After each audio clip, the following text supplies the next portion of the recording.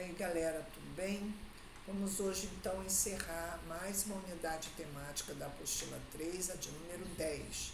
E acredito que vai ser a última nesse formato. Eu vou tentar uma nova maneira para a apresentação das próximas aulas. Eu desejo também marcar uma live para a semana que vem. Vamos ver se dessa vez vai dar certo. Então vamos lá? Colégio Ari Quintela, 8º ano, professora Maria de Fátima, unidade temática 10, Brasil Império, período regencial, conclusão. As rebeliões, nós comentamos na primeira parte dessa unidade 10, que durante o período regencial ocorreram rebeliões que demonstravam o descontentamento que se estava tendo em relação ao governo dos regentes. Então, as rebeliões ocorridas durante o período regencial tiveram motivações diversas. Havia aquelas que questionavam a legitimidade do governo regencial, outros que disputavam o controle de determinada região e os membros das camadas mais populares que exigiam melhores condições de vida, já que esses regentes eram brasileiros, né? Então, eles deveriam atender às necessidades de seus compatriotas, mas não era isso que acontecia. Então, por isso ocorreram as rebeliões. Vamos ver cada uma delas, em que região e qual a motivação de cada um. Vamos lá. Cabanagem. Ocorreu no Pará de 1835 a 1840. Foram 5 anos de rebelião. Quais as causas? Por que eles resolveram se rebelar contra o governo regencial? Por conta do descontentamento com os governos do local, da região do Pará, e também nacional, né, de todo o país. Qual o objetivo? O que eles queriam que acontecesse através dessa rebelião? Que estabelecesse, então, um governo que melhorasse as condições de vida da população, que se expulsasse os portugueses, que eles consideravam os causadores da pobreza. Consequentemente, 5 anos de rebelião. No ano de 1840, os cabanos, né, os rebeldes, foram completamente derrotados pelas forças militares do governo regencial. Mais de 30 mil pessoas morreram.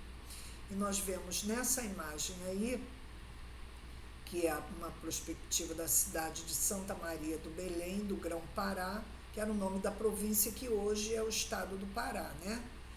Então, esse desenho levantado na câmara obscura de um navio foi encontrado e se encontra no Museu do Exército aqui no Rio de Janeiro. Outra rebelião importante ocorrida dentro do período regencial foi chamada Rusga, que ocorreu no Mato Grosso nos anos de 1834 e 1835. As causas, o que levou os rebelados a se revoltarem contra o governo. Porque havia uma disputa pelo poder na sociedade filantrópica e na sociedade dos zelosos da independência. Então, havia uma disputa nesses dois grupos. Eles tinham por objetivo solucionar uma crise econômica e, consequentemente,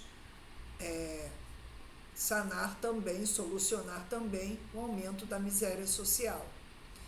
Por consequência dessa rebelião, o movimento acabou sendo repreendido, né, advertido, enquanto alguns participantes foram presos, outros foram condenados à morte e a trabalhos forçados. Outra rebelião no período regencial, a Balaiada, que ocorreu no Maranhão nos anos de 1838 a 1840. Essa foi durante 2 anos, né? As causas da balaiada: a decadência da produção de algodão e a disputa entre liberais, que eram chamados bem-te-vis, e os conservadores, que eram os cabanos, né? O objetivo dos balaios: tomar o poder local, restabelecer a economia e melhorar as condições sociais. Consequentemente, essa rebelião não deu certo e, após quase 2 anos desse conflito, os líderes e os demais participantes desse conflito foram reprimidos. Aproximadamente 12 mil pessoas morreram durante a balaiada.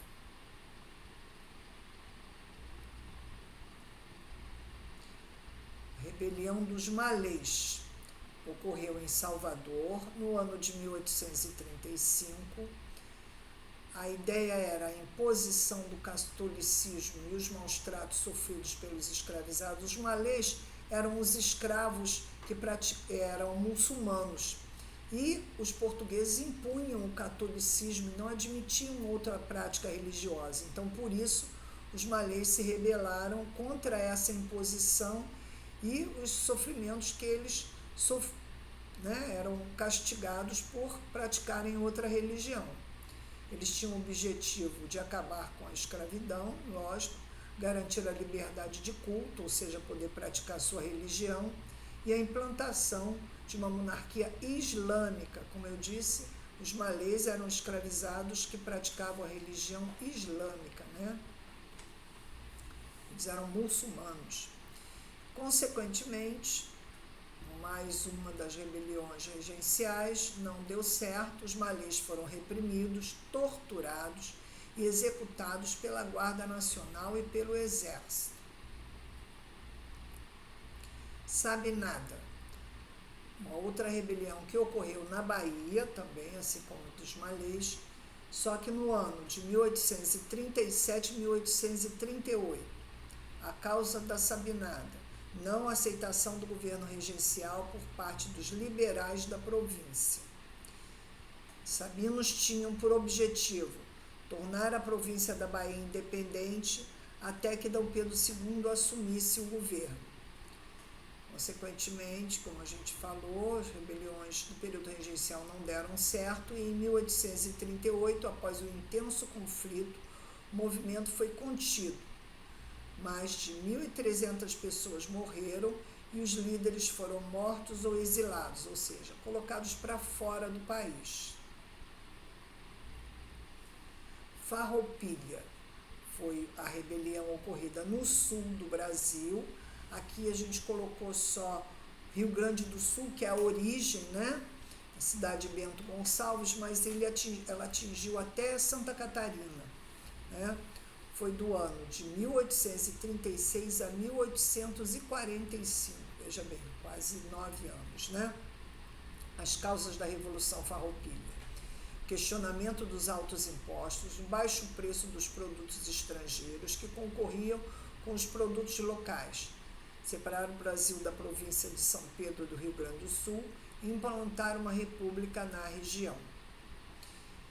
Como eu disse, não deu certo, e após 9 anos do conflito, o governo decidiu negociar com os farrapos, aumentando os impostos sobre os produtos estrangeiros e anistiando os participantes da revolta, né?